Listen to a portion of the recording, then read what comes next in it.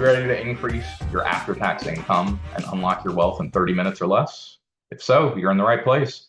Welcome to the Wealth Breakdown Podcast, where we bring you practical case studies that you can apply with your existing financial, tax, and legal professionals. I'm Billy Amberg, and today we are going to explore how we unlock wealth for a Vistage chair. So I'd like you to meet Fred Vistage. Fred lives in Georgia and is 55 years old with two kids, 12 and 14, and a spouse. Fred is the chair of two chief executive groups and one key group, and pays himself $350,000 a year from his LLC. So here's Fred's current financial picture. He uses an LLC for Vistage and one-off coaching projects, pays himself $350,000 net income that the LLC generates. Now, assuming Fred is the only income in his household and he files married filing jointly, he'll pay around $110,000 in combined taxes. The breakdown of that's roughly $60,000 federal, roughly $31,000 in self-employment, and roughly $19,000 in state taxes to the state of Georgia. If Fred was single, these numbers would be a lot higher because the tax brackets are much smaller the threshold is smaller rather for you to get into a higher tax bracket if you are single. So keep that in mind. As we go through the solutions and results here, these will apply and save even more if this is a situation for a single person. So Fred doesn't really do bookkeeping for the LLC, just tallies expenses and income at the end of the year and hands it off to the CPA come tax time. He uses a debit card for business-related expenses. He's contributing the max amount to a traditional IRA, which is around, at the time of this writing, is $7,500, as he's over 50 and can make catch-up contributions. And he has a nice home built for entertaining. Now let's talk about Fred's feelings. How does he feel about his situation? So Fred feels content with his financial and tax setup, but he always seems shocked when he sees around $20,000 going out the door every quarter for estimated tax payments. He wishes there was something that he could do to lower that number. Fred is also a Vistage chair, so he fully realizes that he doesn't know what he doesn't know, and there's always room for improvement. However, finding the time for improvement on personal finances is tough with everything Fred has going on. No need to fret, though. Fred only has to spend 30 minutes a week for a few weeks working with Bloomwood to get a great result.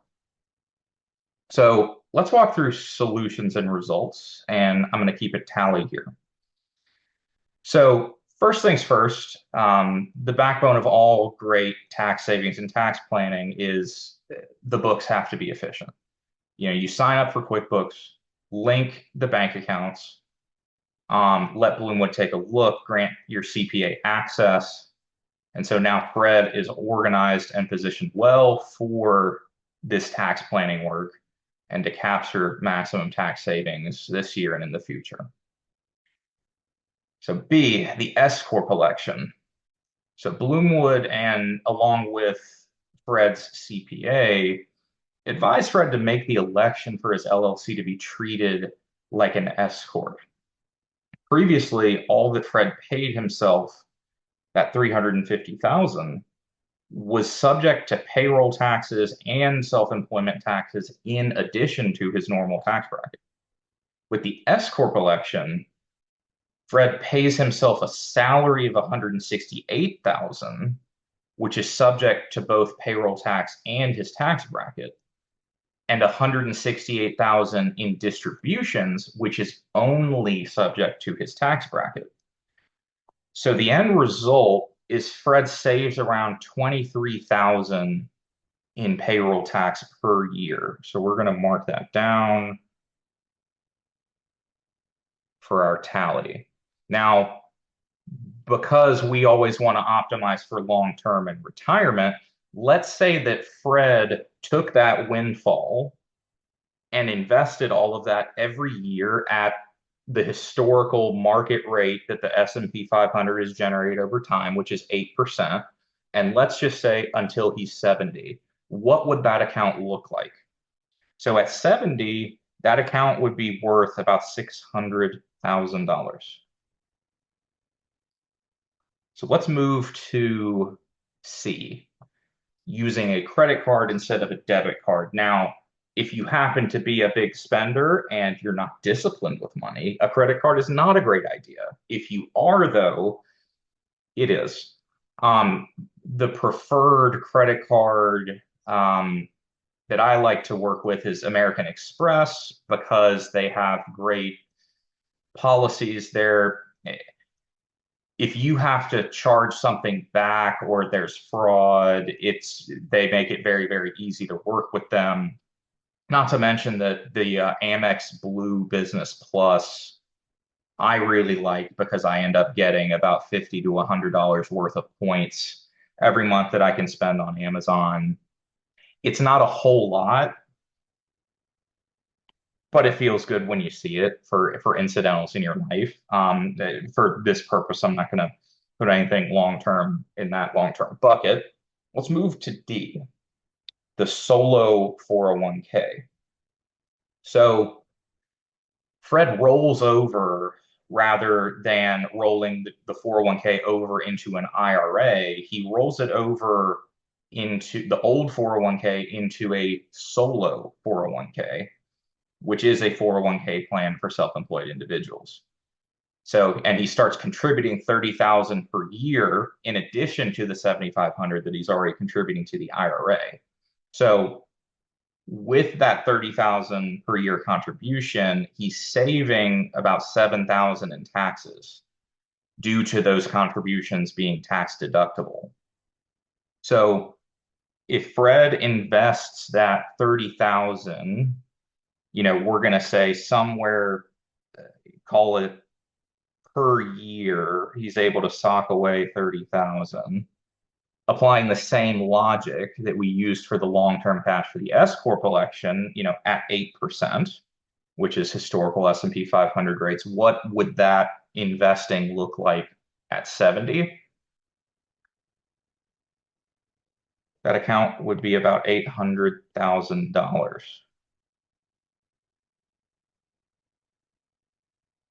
But what we are going to do is I'm going to change this 30,000 to 7,000 because that's the savings that you're getting, not the actual contribution.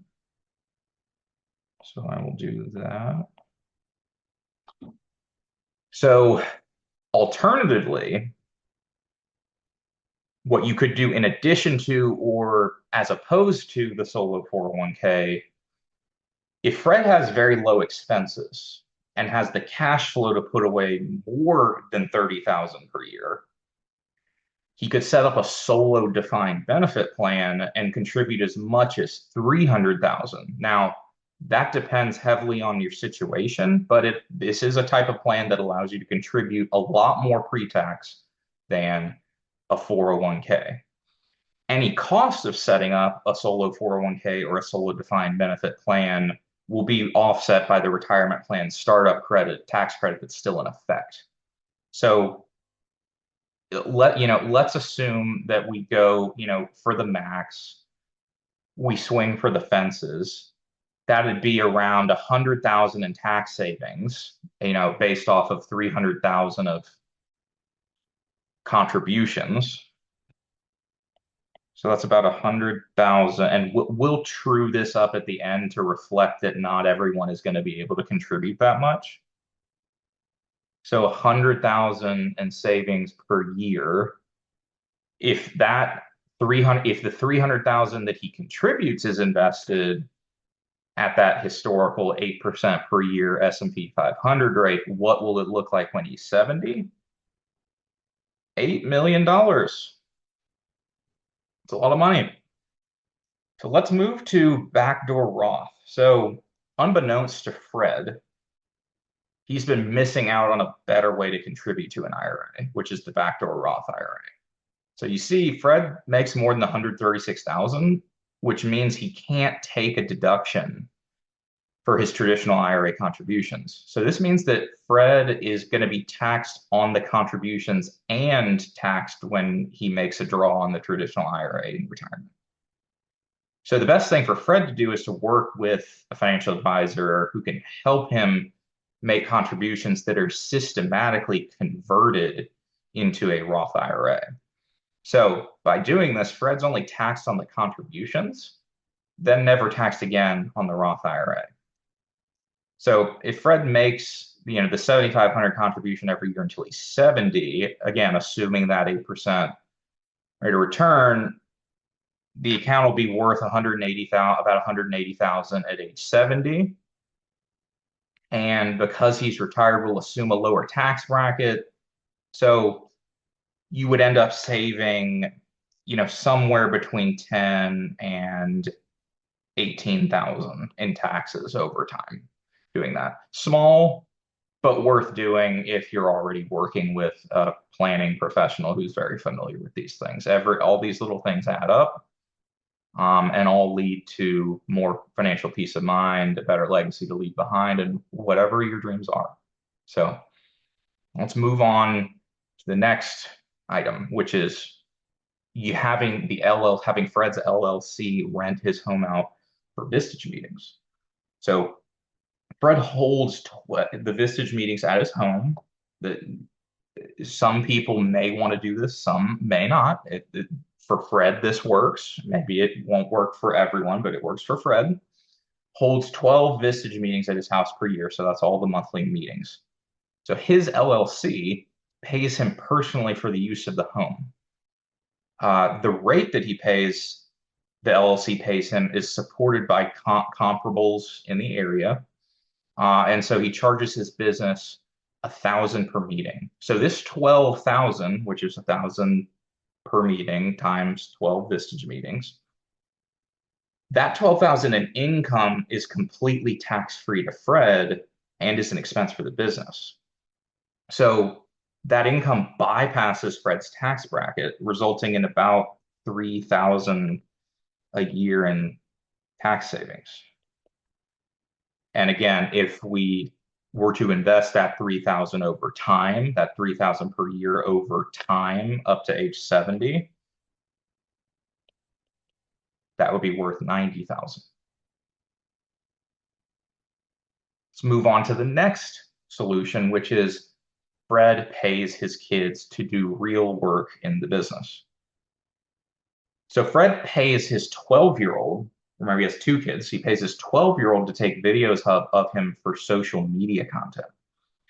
He pays the 14-year-old to manage his social media and help him generate content. Both kids are paid a fair market rate for their work that is supported by research of what it costs in the open market to have that work done. So for simplicity's sake, let's say Fred pays each kid $6,500 a year.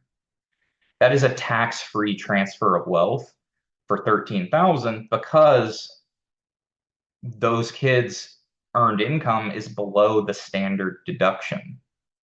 So let's take it one step further and say that Fred has instilled financial discipline in his kids and that each kid has contributed $6,500 to a Roth IRA, which they can do now because the kids have earned income.